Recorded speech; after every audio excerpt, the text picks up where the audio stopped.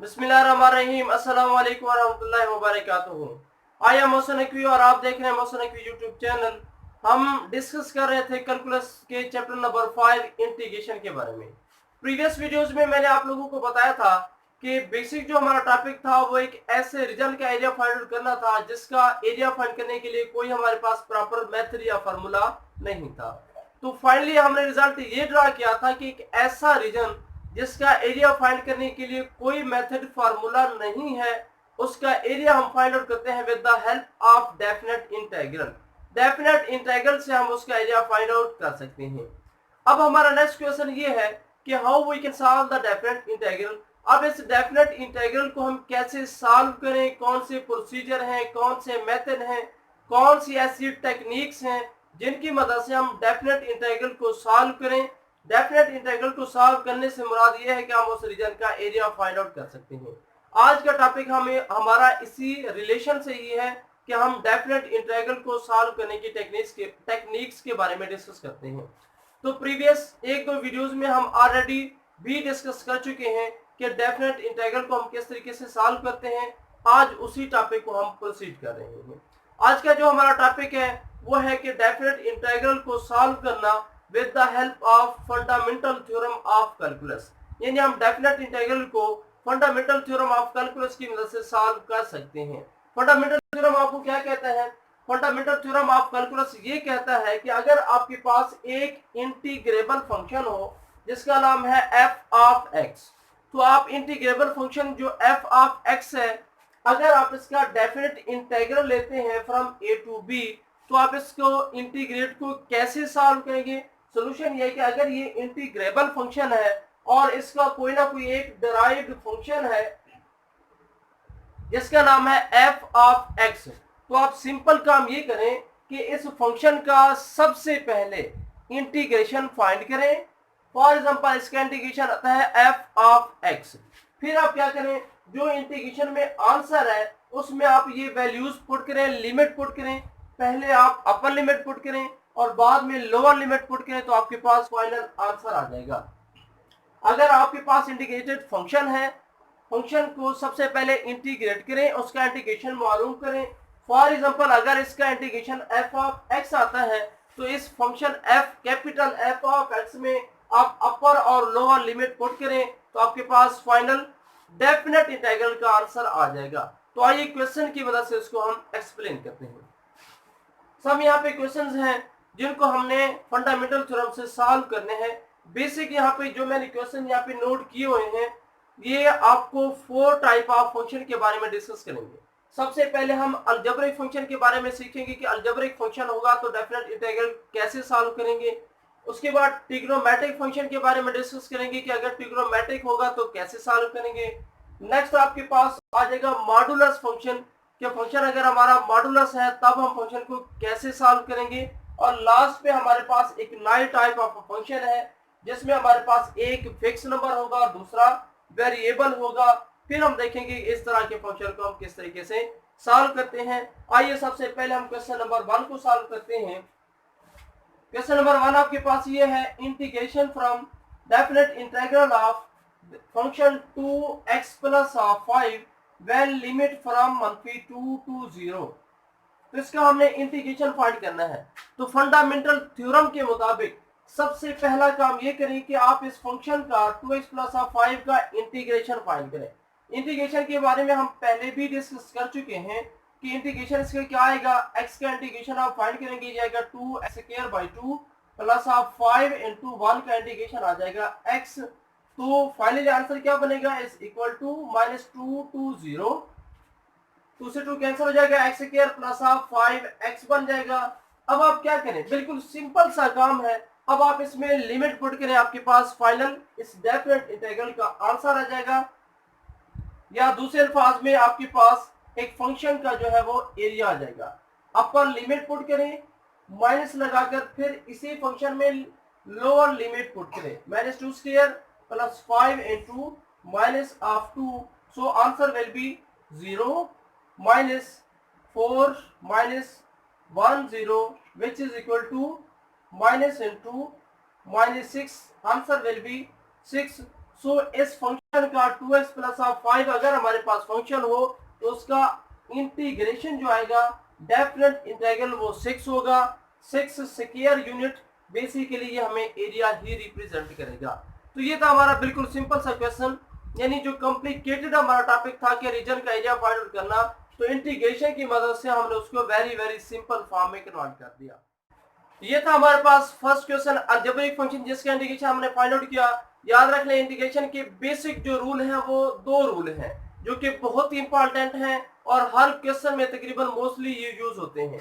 पहला रूल आपके पास ये होता है कि अगर आपके पास फंक्शन हो, उसकी पावर कोई भी हो और साथ उसका डेरिवेटिव भी मल्टीप्लाई हो रहा हो, तो आप इसका इंटीग्रेशन कैसे लेते हैं? फंक्शन की पावर में 1 प्लस करें,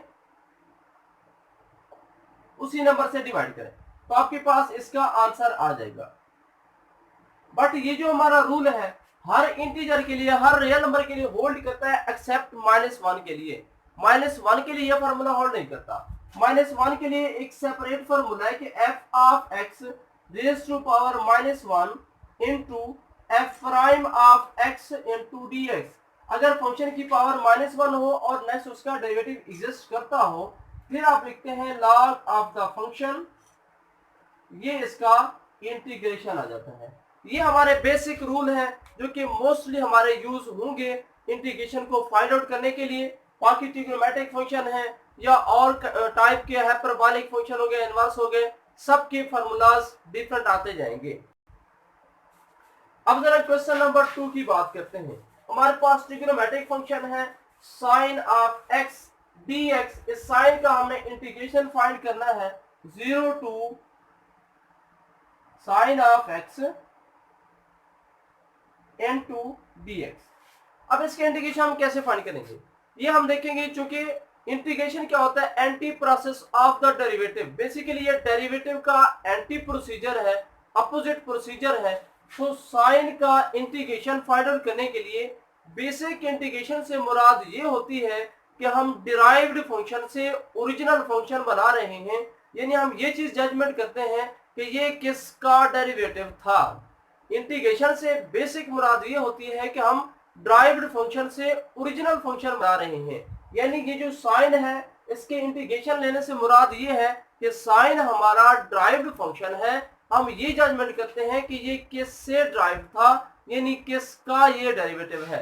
तो बेसिकली आप साइन को यूं भी लिख सकते हैं कि sine is the derivative of cos x। So ये माइनस cos x का डेरिवेटिव है। cos का डेरिवेटिव होता है sin x और माइनस cos का डेरिवेटिव क्या होता है? Plus of sin x। So इसका इंटीग्रेशन क्या आ जाएगा? डेरिवेटिव और इंटीग्रेशन कैंसिल आउट हो जाते हैं क्योंकि एंटी प्रोसीजर है। सो इसका इंटीग्रेशन हमारे पास आ जाएगा minus of cos x for limit from 0 to 5। तो ये इसका इंटीग्रेशन आ गया। आंसर क्या आएगा? वैल्यू पुट कर लें, minus cos into upper limit, फिर माइनस लोअर लिमिट पुट करें cos of 0। So answer will be minus cos point -1 के इक्वल होता है, माइनस cos 0 1 के इक्वल होता है। So answer will be plus of 2। It is the required answer. तो ये हमारे पास बिल्कुल सिंपल सी क्वेश्चंस हैं। जस्ट आपने इंटीग्रेशन लेना है और इंटीग्रेशन लेने के बाद आपने उसमें वैल्यू पुट कर देनी है, तो आपके पास आंसर आ जाएगा। ये था हमारा सेकंड क्वेश्चन। इसमें हमने ये देखा कि पहली फॉर्म में हमने डायरेक्ट इंटीग्रेशन लिया। 2 ऑप्शन है, आप फार्मूलाज डायरेक्ट भी याद रख सकते हैं कि साइन का इंटीग्रेशन cos होता है, cos का साइन होता है, tan का सेकंड स्क्वायर होता है। इस तरीके से सारे डायरेक्ट भी याद रख सकते हैं, या आप डेरिवेटिव वाली बातें याद हो तो आप उसको डेरिवेटिव वाली फॉर्म में भी कन्वर्ट करके उसका इंटीग्रेशन ले सकते हैं। क्वेश्चन नंबर 3 को देखिएगा। Integration of 2 into secant square of x into dx। इसका हमने इंटीग्रेशन लेना है, लिमिट है 0 टू पाई बाई 3। फिर वही प्रोसीजर कि आप ये चीज देखें कि ये जो हमारे पास फंक्शन है किसका डेरिवेटिव है। बेसिकली ये जो हमारे पास फंक्शन है ये ये tan का डेरिवेटिव है। सो आप इसको ले सकते हैं, it is the derivative of tan x। अब डेरिवेटिव और इंटीग्रेशन कैंसिल आउट हो जाएंगे, बाकी आपके पास बच जाएगा tan x at limit from 0 to upper limit put करें minus of lower limit put करें तो आपके पास फाइनली आंसर आ जाएगा 2 इंटू 10 जो पाई होता है ये भी आपके पास 0 होगा और 10 0 भी आपके पास 0 हो जाएगा। So answer will be 0। सो इसका आंसर हमारे पास 0 आ जाएगा। सिमिलरली क्वेश्चन नंबर आप 4 को भी सॉल्व कर सकते हैं। Second u 10u। अब जरूरी नहीं होता कि इंटीग्रेशन में x y और यही वेरिएबल यूज हो, नहीं, इसमें t z u p जो मर्जी यूज करते रहें, रूल्स सेम रहेंगे। सो 4 कांस्टेंट आ जाएगा। Second u 10u, second u 10u basically हमारे पास सेकंड का डेरिवेटिव है। सो इसका इंटीग्रेशन सेकंड आ जाएगा। लिमिट पुट करेंगे, फाइनली आंसर आ जाएगा।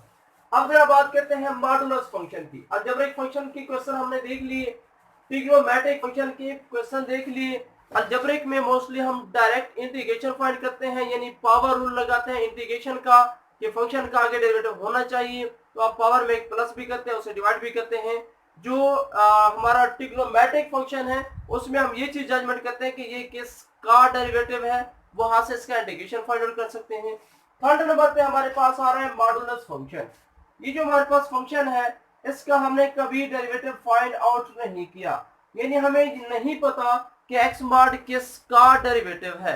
सो हमें इसको एक ऐसी फॉर्म में कन्वर्ट करना होगा कि हम इसका इंटीग्रेशन या इसका डेरिवेटिव एग्जिस्ट कर जाए। ओके, अब इसको कैसे ले सकते हैं? अब आप इस लिमिट को पार्ट्स में कन्वर्ट करें।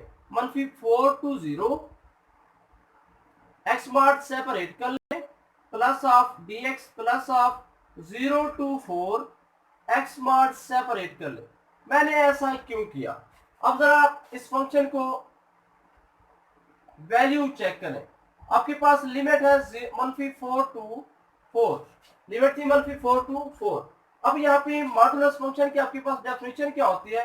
मॉडुलस फंक्शन की डेफिनेशन होती है कि मॉडुलस फंक्शन का आंसर पॉजिटिव आएगा अगर ये नंबर पॉजिटिव हो। मॉडुलस का आंसर 0 आएगा अगर ये नंबर 0 हो।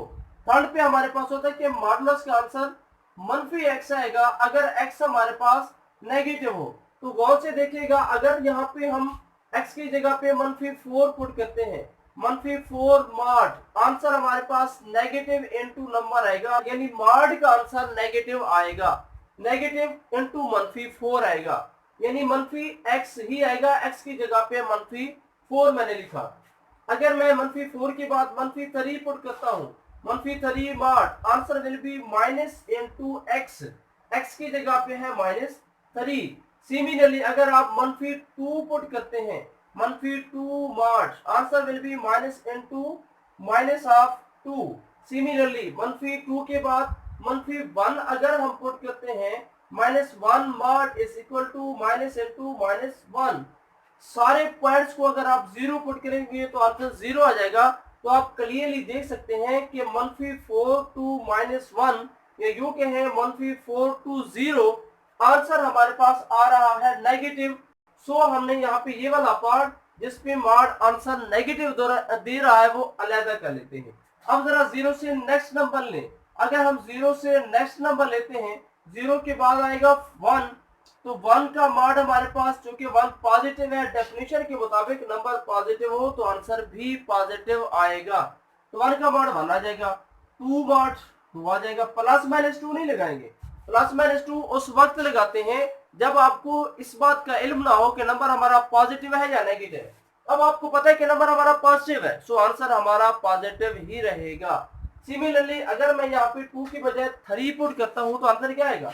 2 पुट किया तो 2 आ गया, 3 पुट करेंगे तो +3, 4 पुट करेंगे तो +4। तो आपको वाज़ेह नजर आ रहा है कि यहाँ पे 2 पार्ट्स हैं। नेगेटिव पे आंसर -4 to 0 आंसर नेगेटिव आता है, 0 to 4 आंसर पॉजिटिव आता है। सो हम इनको 2 वाज़ेह ग्रुप में कन्वर्ट कर देंगे। -4 to 0 अलहदा कर लेंगे, 0 to 4 सेपरेट कर लेंगे। ये हमारे पास एडिटिव प्रॉपर्टी ऑफ इंटीग्रेशन है कि इंटीग्रेशन में एक प्रॉपर्टी होल्ड करती है कि आप इंटीग्रेशन को पार्ट्स में कन्वर्ट कर सकते हैं।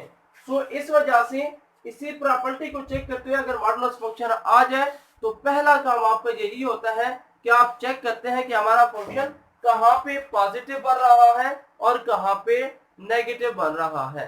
सो पॉजिटिव जहां पे बन रहा है वो सेपरेट कर लेंगे, जहां पे नेगेटिव बनेगा वो सेपरेट कर लेंगे। अब इसका इंटीग्रेशन बिल्कुल सिंपल बन जाएगा। सो हमने क्लियर गौर से देखा मॉडुलस फंक्शन की डेफिनेशन के मुताबिक कि -4 to 0 जो हमारे पास फंक्शन है, लिमिट है, इस पे फंक्शन हमारा मनफी आ रहा है।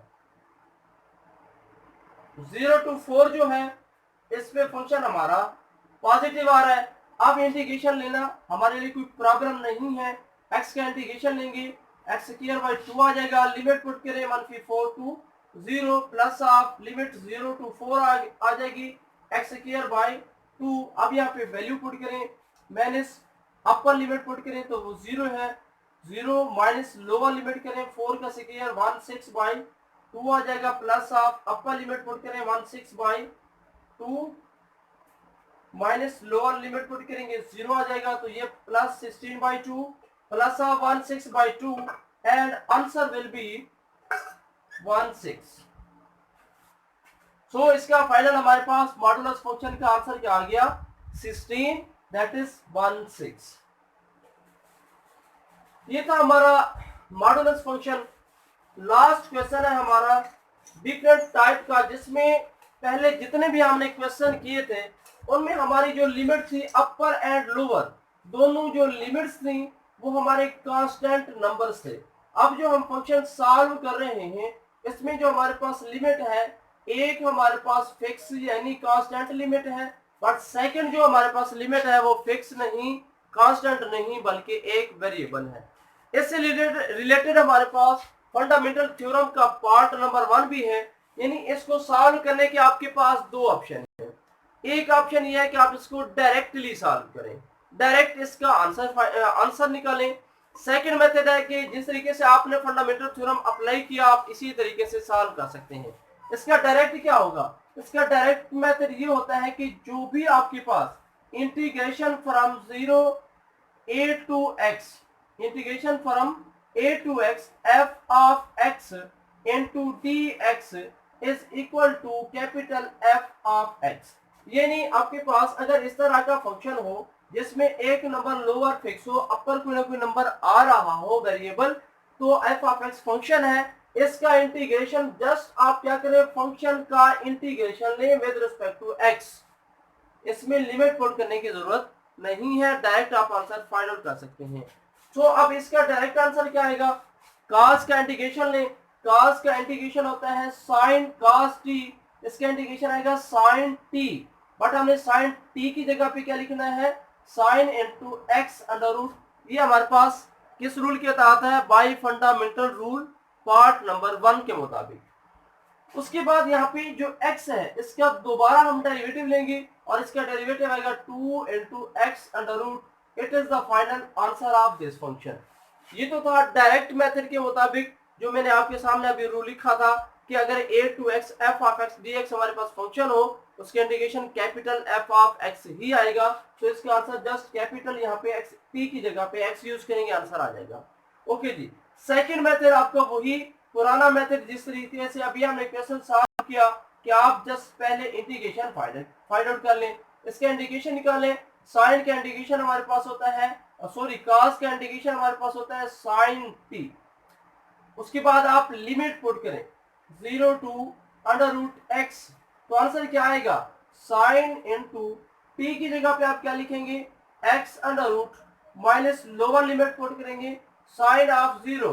अब sin 0 0 के इक्वल होगा, sin of x under root आ जाएगा। ये हम यूज कर रहे हैं अब फंडामेंटल थ्योरम ऑफ कैलकुलस, इसके मुताबिक इसको सॉल्व करें। नेक्स्ट क्या करना है, हमने इंटीग्रेशन लेने के बाद हमने डेरिवेटिव लेना है।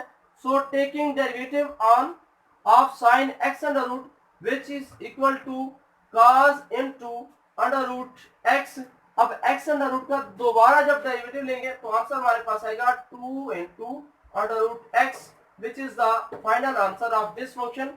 तो आपने देखा कि अगर हम डायरेक्ट इसका डेरिवेटिव फाइंड करें तो भी आंसर वही आता है, फंडामेंटल थ्योरम ऑफ कैलकुलस जो है वो यूज करें तो भी आंसर वही आता है। यानी फंडामेंटल थ्योरम का पार्ट नंबर 1 डायरेक्ट यूज करें तो आंसर सेम आएगा, या टोटल फंडामेंटल थ्योरम यूज करें तो भी आंसर वही आएगा। तो ये थे हमारे सिंपल क्वेश्चंस जिसमें हमने algebraic function, trigonometric function, modulus function और एक ऐसे फंक्शन को डिस्कस किया जो कि डेफिनेट इंटीग्रल में एक उसकी लिमिट फिक्स है और दूसरी उसकी लिमिट फिक्स नहीं बल्कि वेरिएबल है। तो इस तरीके से हमने सिंपल डेफिनेट इंटीग्रल को सॉल्व करने की कोशिश की। तो नेक्स्ट वीडियो में हमें इंशाल्लाह इसी इंटीग्रेशन को, डेफिनेट इंटीग्रल को सॉल्व करने की एक नई technique which is known as substitution method, यानी आप किस तरीके से सब्स्टिट्यूट करके वैल्यू फाइंड आउट करते हैं, वो हम सीखेंगे at the end. Allah Hafiz.